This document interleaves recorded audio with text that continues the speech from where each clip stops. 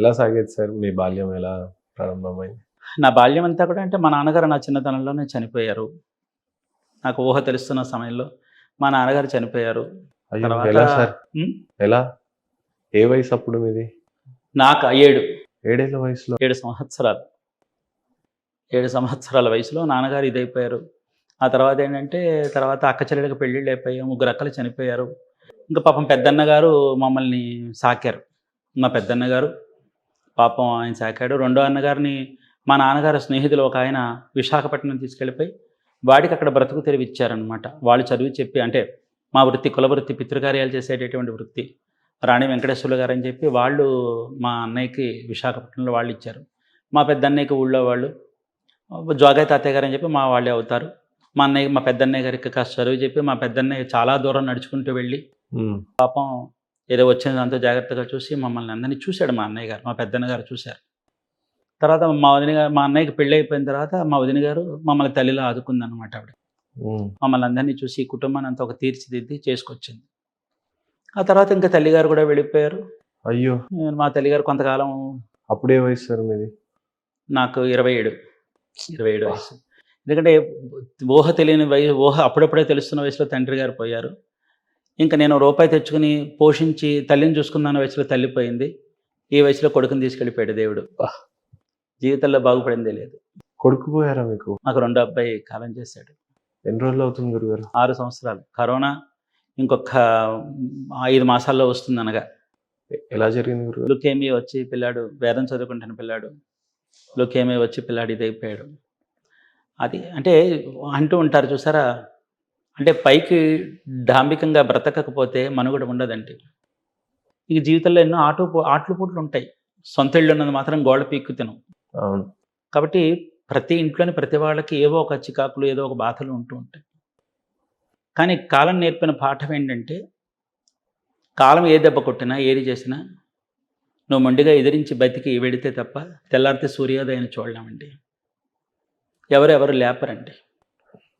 వాళ్ళంతా వాళ్ళు లేవాల్సిందే. కాబట్టి కాలం చెప్పి ఇప్పుడు అన్నీ ఉన్నాయి. ఇంకా పిల్లలు ప్రయోజకులు అవుతున్నారు. ఈ సమయంలో నేను ఇంకా పిల్లల చెంతన బతుకుతాం అనుకుంటే భగవంతుడు అది కూడా లేకుండా చేసేస్తాడు. అయ్యో! నేను నమ్మిన దైవమే నాకు ఈ శిక్ష వేశాడు. నాకు ఈ శిక్ష వేశాడు కాబట్టి దేవుడు లేడనుకోవాలా? నా ప్రారబ్ధ కర్మని ఎవడేం చేస్తాడండి? హ్మ్. నా ప్రారబ్ధ కర్మని ఇప్పుడు కృష్ణుడు పాండవుల పక్షాన్నే ఉన్నాడు. కృష్ణుడు పక్కనే ఉన్నంత మాత్రాన పాండవుల కష్టాలు తొలగాయా? జరగాల్సిందే. కదండి. శ్రీరామచంద్రుడు వెళ్ళిపోతే దశరథుడు చచ్చిపోతాడని శ్రీరామచంద్ర స్వామికి తెలియదా? ఇవన్నీ ఏంటంటే అది విధి అండి. విధికి మనమేం దిగొచ్చామా? చాలామంది తల్లులు చిన్నతనంలో భార్య పోవటం, ఒంటరిగా ఇల్లుని నడిపించటం, సంసారాన్ని లాగటం. మీరు 7 ఏళ్ల బాబు అని అన్నారు. అన్నయ్య మహా అంటే ఓ 9, 10 ఏళ్ళు ఉండొచ్చేమో. కానీ తల్లి ఒంటరిగా లాగిన ఆ తల్లి గురించి చెప్పాలంటే ఏం చెప్తారు? పాపం మా అమ్మగారు చాలా ఇదిగా లాగారండి. మా నాన్నగారు పోయిన నెల రోజులకి మా అమ్మగారు కాలు విరిగిపోవటం, అబ్బా! కుటుంబం గడవడం కష్టంగా ఉన్న సమయంలో నేను కొంచెం మా అన్నగారి చేతికి అందొచ్చి వచ్చేంత వరకు కూడా నేను పూటకూళ్ళు చేసుకునేవాడిని.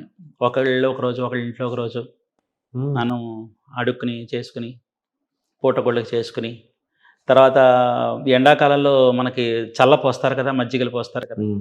అందరూ సాధువుల దగ్గరికి వెళ్ళినప్పుడు నేను కూడా అలాగే వెళ్ళి సాధువుల దగ్గరికి వెళ్ళి మజ్జిగ తీసుకొని దాన్ని గంజిలో కలుపుకొని అలా తాగడం, చేయడం. ఆ ఉన్నదాంతోనే జాగ్రత్తగా మా అమ్మగారు చాలా నైపుణ్యంగా చేసేవారు. ఎందుకంటే మా అన్నగారు స్వయం పాకం తీసుకొని వచ్చేవారనమాట. కానీ అక్కడ మేము ఇంతమంది తినాలి. అందరికీ కడుపు నిండాలి. ఆకలిగా ఉంటాం. అందులో మా అమ్మగారు ఏం చేశారు చాకచక్యంగా కొంచెం కారం తగిలించేవారనమాట. హ్మ్. కొంచెం కారం తగిలిస్తే నోరు మంట కొద్దిగా ఎక్కువ తినం కదా! నీళ్ళు ఎక్కువ తాగేస్తాం కదా! ఆ విధంగా పిల్లల కడుపు నింపుతుంది. కొంచెం అన్నంతో పాటు కొంచెం నీళ్ళు కూడా తాగేస్తే తొందరగా కడుపు నిండిపోతుందని మా అమ్మగారు అలా నైపుణ్యంగా నేర్చేవారనమాట. అది. ఏ సరుకు పడేసేది కాదు మా అమ్మ. ఏ సరుకు పడేయకుండా ఉన్నదాంతోనే ఆవిడ చేసి ఆ పూట ఆ తినే తిండిలో రాజరికాన్ని చూపించేవారు మా అమ్మగారు. తల్లి నైపుణ్యత అండి. అది తల్లి నైపుణ్యత. కాలాల పాఠాలే నేర్పుతాయండి. కాలాల పాఠాలే నేర్పుతాయి. ఎందుకంటే మీరిందాక నా మాట అన్నారు, మీ జీవితం గురించి చెప్పండి అని. నా జీవితం గురించి ఏం లేదమ్మా. ఎందుకంటే మనం ఈ ప్రపంచం చుట్టూ 3 వంతుల నీళ్ళు, 1 వంతు భూమి. నా ప్రపంచం 4 వంతులు నీళ్ళే. పైకి గంభీకారంగా డాంబికంగా బతుకుతున్నా. నా హృదయంలో, నా జీవితంలో కూడా పైకి చెప్పుకోలేని ఎన్నో అలజడులు ఉన్నాయి, చిత్రవధలు ఉన్నాయి, మానసిక క్షోభలు ఉన్నాయి. చిత్రవధ అనుభవిస్తున్న మా పిల్లాడు వెళ్ళిపోయిన తర్వాత మాకున్న చిత్రవధ ఇంత అంతా కాదు.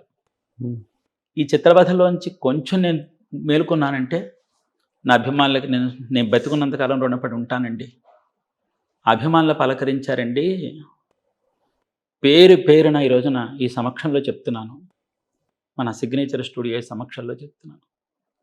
పేరు పేరున నేను ఎప్పుడైతే టిక్ టాక్ చేయడం మొదలుపెట్టానో అప్పుడు నా మానసిక స్థితి లేదు, ఇప్పటికీ లేదు. కానీ నా అభిమానుల పలకరింపు, వాళ్ళు ఆదరణ, ఈ రోజున వాళ్ళ పలకరింపు నన్ను కొంచెం నాకంటే వీళ్ళు ఉన్నారుగా, నన్ను పలకరిస్తున్నారుగా. తాతయ్య అంటారు, బాబాయ్ అంటారు, పెదనాన్న అంటారు, అన్నయ్య అంటారు, మావయ్య అంటారు, నాన్న అంటారు. అలా ఇంతమంది బలగాన్ని ఇచ్చి వాళ్ళ ప్రేమతో నేను ఇది అవుతున్నాను. మీరు చెప్తే నమ్మరు, నేను కంటి నిండా పడుకుని దాదాపు 18 ఏళ్ళు అయింది. అయ్యో బాబోయ్. పిల్లలు పాఠశాలకు వెళ్ళిపోయినప్పుడు పిల్లల దగ్గర లేరే, పిల్లల ముగ్గురిని పాఠశాలలో వేసేసానే, పిల్లల దగ్గర లేరే, ఈ చెల్లో పాపం వాళ్ళు ఏం తింటున్నారో, ఎలా ఉన్నారో, ఏమిటో అని కొంతకాలం నిద్రపట్ల. మా అబ్బాయి వెళ్ళిపోయిన తర్వాత నిద్ర లేదు. మా అబ్బాయి వెళ్ళిపోయాక అసలు నిద్ర లేదు నాకు. దేవుడి దగ్గరికి వెళ్ళిపోయాక దేవుడు నన్ను తీసుకుపోయినా బాగుండేది, కానీ వాడిని తీసుకెళ్ళిపోయాడు. ఇప్పటికీ చచ్చిపోవాలనే ఉంటుందండి, అయ్యో బతకాలని ఉండదండి. ఎందుకంటే ఇది చిత్రవధ కింద ఉంది నాకు. ప్రతిరోజు నాకు చిత్రవధే. మానసిక క్షోభను అనుభవిస్తూ బతుకుతున్నాను అనమాట. భగవంతుడు ఈ ఫలాన్ని తీసుకుపోయాడు అంటే భగవంతుడికి నేనంటే చాలా ఇష్టం అనుకుంటా. అందుకే నాకు ఏడుపును వరంగా ఇచ్చాడు. నాకు నువ్వు ఏడుస్తూ ఉంటే నాకు చాలా సంతోషం అనుకున్నాడో ఏమో నాకు తెలియదు. ఆ ఏడుపు నాకు వరంగా ఇచ్చి తను వెళ్ళిపోయాడు అనమాట. కానీ ఏడుస్తూ బతకలేం కదండి, జీవితాన్ని గడపాలి కదా. మా పిల్లాడు లేకపోవడం రాత్రి నాకు నిద్ర పట్టదండి. ఇప్పటికీ డాక్టర్ గారు నిద్ర మాత్రం ఇచ్చారు, పవర్ సరిపట్ల. చెప్పాను సిచ్యువేషన్, నాకు ఇలా లేదండి, నాకు ఇలా ఉంది పరిస్థితి అంటే పాపం డాక్టర్ గారు నిద్ర మాత్రం ఇచ్చారు. తర్వాత వారన్నారు, లేదండి కొంచెం మీరు తగ్గించుకోండి, రేపు పొద్దున గబుక్కుని ఏమైనా అవసరమైనా మళ్ళీ జాగ్రత్త కావాలి కదా అని పాపం వారు ఎంతో నచ్చ చెప్పారు. కాబట్టి అప్పుడు ఏంటంటే నేను అలాగా కాలక్షేపం చేస్తాను, వీడియోలు చూసుకుని అవి చూసుకుని ఇవి చూసుకుని ఏదో కాలక్షేపం చేస్తాను. ఇప్పుడు నాకేంటంటేనండి, యథార్థం చెబుతున్నానమ్మా, ఈ పూట నాకు ఈ రాత్రి గడవాలి. అంత ఇది ఉందా బాధ? ఈ పూట నాకు రాత్రి గడవాలి, నాకు అంతే. ఒకప్పుడు సాయంత్రం అయిందంటే సంతోషంగా ఉండేది నాకు. ఆ చీకట్లో స్వామికి దీపాలు పెట్టి మొత్తం లైట్లన్నీ ఆర్పేసేసి ఆ దీపకాంతిలో నేను దేవుని చూస్తూ మురిసిపోవాలి, నా దగ్గరికి వచ్చిన వాళ్ళందరికీ స్వామి అలంకారాన్ని చూపించాలి. ఇప్పుడు నాకు రాత్రి చీకటి అయిపోతుందంటే భయం నాకు. అందుకే ప్రతిరోజు పొద్దున్న లేచినప్పటి నుంచి రాత్రి పడుకునే వరకు ఏదో ఒక వ్యాపకం పెట్టుకుంటాను నేను. ఆ వ్యాపకం పెట్టుకోకపోతే నాకేంటంటే ఆలోచనలు పోవటంలా ఏమొచ్చేస్తుందంటే నాకు బతకూడదు, చచ్చిపోవాలనేటటువంటి ఆలోచన వచ్చేస్తుంది అనమాట. అయ్యో అది వాయిదా వేయాలి, ఆ మాట రాకూడదు. వెనకాల భార్య పిల్లలు ఉన్నారు, ఇది కరెక్ట్ కాదు, ఎందుకంటే ఇది మంచిది కాదు, ఇది ఇలా చావకూడదు. కర్మ అనుభవించాలి, నేను అనుభవించకుండా తప్పించుకు తిరుగుతానంటే కుదరదు, అదో ప్రారంధ కర్మ, ఇది కాదు. అని మళ్ళీ నన్ను నేను తమాయించుకుంటూ ఈరోజు నేను ఎలా గడవాలి పని కల్పించుకుంటా. ఎంతవరకు చేస్తానండి, 9 దాకా చేస్తాను, రాత్రి 10 దాకా చేస్తాను. ఓ చెమ్మడి నీళ్ళు వేసుకుని ఇప్పుడు అన్నం తిన్న తర్వాత పడుకుంటాను కదండి, అప్పుడు మొదలవుతాయి మదనమంతా. పిల్లలు పెంచినప్పటి నుంచి, వాళ్ళకి చేసినప్పటి నుంచి, చెందినప్పటి నుంచి వాళ్ళ మాటలు. ఎందుకంటే నాకు ఇప్పటికీ కూడానండి, మా పిల్లాడు ఆఖరి దశలో మా పిల్లాడికి ఇది అని తెలిసినప్పటి నుంచి వాడు నన్ను వేసిన ప్రశ్నలు అన్ని కాదండి, నా దగ్గర సమాధానం లేని ప్రశ్న. అంటే బతకాలని ఉంటుంది కదండి, నాకు ఏంటి నాన్న, నేను ఎన్నాళ్ళు ఉండనా, నాకు ఇది లుకేమియానా అంటే ఏంటి నాన్న, వాడు సెల్లో నొక్కుని చూసుకునేవాడు లుకేమియా అంటే ఏమిటో అని. నాన్న ఇదిట నాన్న, ఈ లుకేమియా ఉన్నవాళ్ళు బతకరట, నేను చచ్చిపోతాంట అని పిల్లాడు అలా అంటుంటే ఈ గుండెలు పిండేసేవండి. వాడు ఆ అవస్థలో వాడు పడే అవస్థని నేను చూడలేకపోయామండి అనమాట. వాడు నన్ను అడిగే ప్రశ్నలు చెవులో మారిమోగిపోతున్నాయి నాకు. వాడి అవస్థ నా కళ్ళల్లో పిండేస్తోంది. చివరి దశలో కూడా వాడు ఒక పావు గంటలో ప్రాణం పోతుందనగా కూడా నన్ను ఓదార్చాడండి. అలాంటి బిడ్డ దొరుకుతాడండి నాకు, నన్ను ఓదార్చాడనమాట. ఇవన్నీ నాకేంటంటే నన్ను మనిషిని ఉండనివ్వట్లేదండి. ఇప్పుడు ఆ చెవిలో ఆ మాటలు ఆ చెవిలో పడిపోతున్నాయి. వాటిని తప్పించుకోవాలి నేను. ఆ దృశ్యం నా కళ్ళతో చూశాను నేను. అన్ని రోజుల పాటు వాడు పడే అవస్థ. నోట్లోంచి రక్తం వచ్చేసేది. అబ్బా! యూరిన్ నుంచి రక్తం వచ్చేసేది. అన్నం తినలేకపోయేవాడు. ఆకలి ఆకలి అనేవాడు. కొన్ని వేల మందికి అన్నం పెట్టాం నేను, నా శ్రీమతి, మా ఇంటికి వచ్చిన వాళ్ళందరికీ కూడా స్వామి పేరు చెప్పుకుని. అయితే మనం పెట్టినది మన పాలు, మనం తిన్నది మట్టి పాలు అంటారు కదా! నేను ఒకటే అడిగామండి. దేవుడిని ఇంకేం అడిగామని కాదండి. ఏం అడిగామని కాదు, యథార్థం కదా! దేవా, నా కడుపు చల్లగా, నా పిల్లలు చల్లగా ఉండేలా చూడు. నాకు ఇంకేం వద్దు. పిల్లలు పచ్చగా ఉండి చల్లగా ఉండి చెట్టు కిందైనా బతుకుతాను. నా కడుపున పుట్టిన పిల్లలు మాత్రం చల్లగా చూడు తండ్రి అని అనుకునేవాడు. దేవుడు అక్కడ కూడా కొట్టాడు. ఇంకెవరికి చెప్పుకోవాలండి నేను? ఎవరికి చెప్పుకోవాలి నేను? ఏమని అడగాలి? ప్రారబ్ధ కర్మ. అవన్నీ నాకు పిల్లాడు అలా మాట్లాడుతుంటే నా గుండెలు ఇప్పటికీ పిండేస్తున్నాయండి. ఇప్పటికి పైకి ఇలా గంభీరంగా కనిపిస్తాను కానివ్వండి, గుండెలో బలం లేదండి. బలం లేదండి. నన్ను నేను మొండిగా బతుకుతున్నాను అనమాట. ఈరోజు గడవాలి. ఈరోజు రాత్రి గడవాలండి. రాత్రి 9 అయిపోయిందంటే 10 అయిపోయిందంటే నాకున్న భయం పిచ్చెక్కిపోతుందండి. నాకు మెంటలెక్కిపోతుంది అనమాట. ఫోన్ చూసుకుంటూ కూర్చుంటా. ఉదాహరణకు ఇప్పుడు మీరే ఉన్నారు. ఆ టైంలో మీరు నాతో గంట సేపు మాట్లాడారనుకోండి, పోలే ఇతను మాట్లాడుతున్నారు కదా, ఒక గంట సేపు. తర్వాత ఆ పిల్లాడు ఫోన్ చేశాడు అనుకోండి, ఈ పిల్లాడితో మాట్లాడిస్తే గంట. 12 అయిపోయిందా, 12, 1 గంట, 2, 5 తెల్లారిపోతుంది. అంటే నన్ను నేను మభ్యపెట్టుకుంటూ బతుకుతున్నాను అనమాట. ఆ మాటలు మంచి మాటలా, చెడ్డ మాటలా, మంచోట మరొకటి ఇంక నాకు అనవసరం. నాకేంటంటే నేను చచ్చిపోవాలన్న ఆలోచన నా నుంచి రాకూడదు. కానీ ఈ పూట నాకు గడవాలి. అది తెలిసింది. ఇది నమ్మ నా పరిస్థితి. ఇలాంటి దౌర్భాగ్యపు జీవితాన్ని అనుభవిస్తున్నాను గురుగారు. నిజం నాన్న, ఇది నాకు గెలుపు కాదు నాన్న, ఓటమే. ఈ గెలిచానా ఓడానా? ఇంతమంది ప్రజలు నా అభిమానులు ఎంతమంది ఉన్నారు. గెలిచానా ఓడానా? కానీ ఆ రోజు మా పిల్లాడిని నేను చూసిన దుస్థితి, నేను పిల్లల్ని ఇలాగ పెంచుకొచ్చాను. పుట్టినప్పటి నుంచి అలా లాక్కుంటూ వచ్చాను పిల్లల్ని. వాళ్ళని ఎప్పుడు నేను పశ్చాత్తాపం ఒకటి ఉంటుంది. మనం పిల్లల్ని పట్టించుకోలేదనే పశ్చాత్తాపం. నాకు ఆ పశ్చాత్తాపం లేదు. పిల్లల పట్ల నా బాధ్యతను వహించాను. కానీ భగవంతుడే, ఆయన కూడా నన్ను అన్యాయం చేశాడు. మనుషులు అన్యాయం చేసి, భగవంతుడు అన్యాయం చేస్తే నేను ఎక్కడికి వెళ్ళి చెప్పాలి? చెప్పండి. కుటుంబ పరిస్థితులు కొన్ని అన్నీ చెప్పుకోలేమమ్మా. ఎన్నో రొచ్చులు ఉంటాయి. అందరికీ అన్నీ చెప్పగలం. ఆ విధంగానే కూడా అవస్థపడ్డాను. ఎన్నో అవస్థలు పడ్డాను. ఎలాంటి ఉపాధి అవకాశాలు చూసుకుంటూ కుటుంబాన్ని నడిపించేవాళ్ళు గురుగారు మీరు? నేను పితృకార్యాలు చేయించేవాడిని. తర్వాత కొంతకాలం మా పిల్లల చదువుల కోసం అని చెప్పి పిల్లల్ని వదిలికొని తమిళనాడు వెళ్ళిపోయాను. తర్వాత ఇప్పుడు పితృకార్యాలు చేయిస్తున్నాను. కానీ ఇప్పుడు కూడా అంటే సరైనటువంటి వృత్తులు ఇంకా కొన్నాళ్ళు మేము చేసామండి. కొన్నాళ్ళు నేను ఆగిపోయాను. పిల్లలు వచ్చారు.